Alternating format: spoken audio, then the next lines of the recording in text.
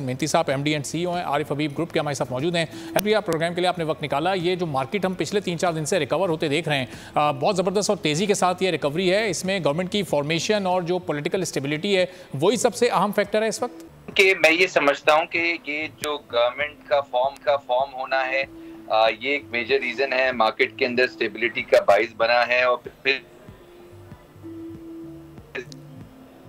जी एहसन साहब को रिकनेक्ट हम करते हैं। इंटरनेट का कनेक्शन आपका वीक हो रहा है तो आपकी आवाज़ सही तौर पर नहीं आ पा रही है। अब जो इस वक्त गवर्नमेंट की फॉर्मेशन है, जो एक पॉलिटिकल स्टेबिलिटी की खबरें हैं, जिस तरह से अब असेंबली फॉर्म हो चुकी है और 2 रोज़ के बाद प्राइम मिनिस्टर भी अपना हल्फ उठा लेंगे, तो उसके बाद जब ये हुकूमत चलती रहेगी तो मार्केट ज़ाहिर एक स्टेबिलिटी की तरफ जाएगी। इससे पहले हमने मार्केट को 60,000 की सतह से भी नीचे जाता देखा था, जो कि बहरहाल एक बड़ी मंदी वाली सूरत हाल थी मार्केट के लिए। और ऐसा लग रहा था कि सरमायाकारों का एतमाद उठता जा रहा है, लेकिन उस वक्त ज़ाहिर है इलेक्शन के बाद का वो माहौल था और उसके बाद उस वक्त तक गवर्नमेंट फॉर्म नहीं हुई थी। तो अब चूँकि आहिस्ता आहिस्ता असम्बलियाँ फॉर्म हो चुकी हैं और एक पॉलिटिकल स्टेबिलिटी आ चुकी है, अब ये तयन हो चुका है कि किस सियासी जमात को हुकूमत में बैठना है, किस सियासी जमात को अपोजिशन में बैठना है। और अब मईशत की सिमत क्या होगी इन पॉलिटिकल पार्टीज़ के लिए, अब ये भी आने वाले दिनों में हमारे सामने वाज़े हो जाएगा। चूँकि IMF का एक नहीं बल्कि 2 प्रोग्राम हैं जिसको डील करना है। एक वो स्टैंड बाय प्रोग्राम जिसकी 3rd इंस्टॉलमेंट आनी है और उसके लिए एक जायज़ा इजलास होगा, और फिर उसके बाद जो असल IMF प्रोग्राम होगा जिसका एक ह्यूज वॉल्यूम हो सकता है, जो कि पाकिस्तान को इस वक्त दरकार है आगे मौशी चैलेंजेस से निपटने के लिए। अब इस दौरान पाकिस्तान की इकॉनमी के लिए जो बेहतर खबरें सामने आई हैं वो चीन का रोल ओवर है, और चीन को जो पेमेंट पाकिस्तान को मार्च के आखिरी हफ्ते में करनी थी अब वो रोल ओवर हो चुकी है। तो एक रिलीफ इस वक्त नई आने वाली हुकूमत को ज़रूर मिला है। अब कितने चैलेंजेस हैं इस गवर्नमेंट के लिए, एहसन मेहती साहब से हम डिस्कस करेंगे। तो एहसन साहब, मार्केट में इस पॉजिटिविटी की और रिकवरी की वजह क्या है? जो गवर्नमेंट फॉर्म हो रही है, जिस तरह से अब असेंबलियों का क़याम अमल में आ चुका है और 2 रोज़ के बाद प्राइम मिनिस्टर भी अपना हल्फ उठा लेंगे, तो एक बेहतर सिचुएशन नज़र आ रही है आने वाले दिनों में मार्केट के लिए।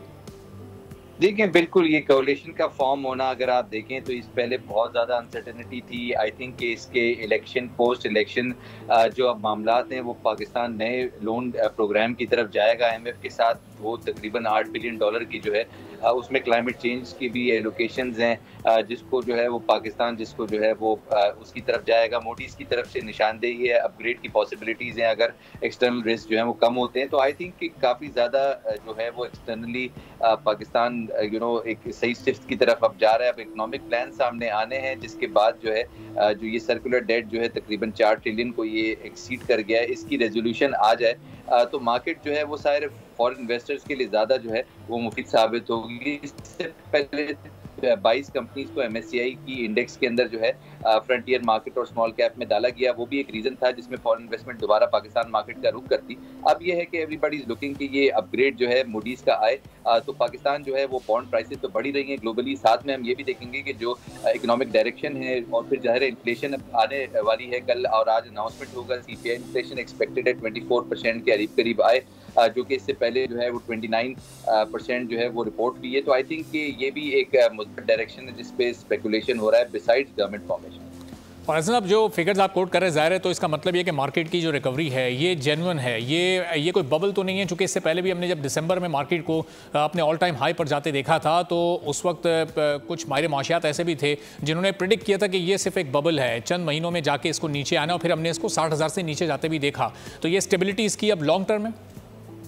जी बिल्कुल, जिस तरह से मैंने बताया MSCI की इंक्लूजन एक रीज़न है आगे जी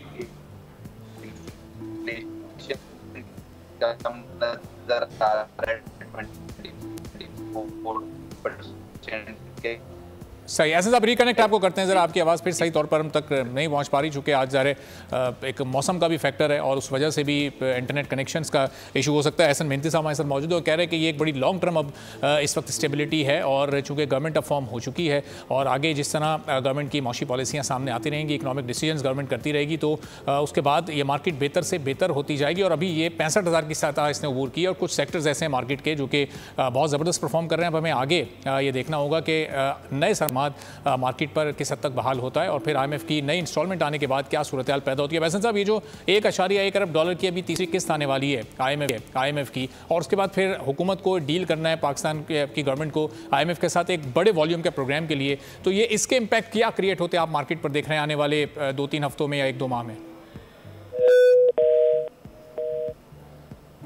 जी एहसन साहब को आवाज़ आ रही है?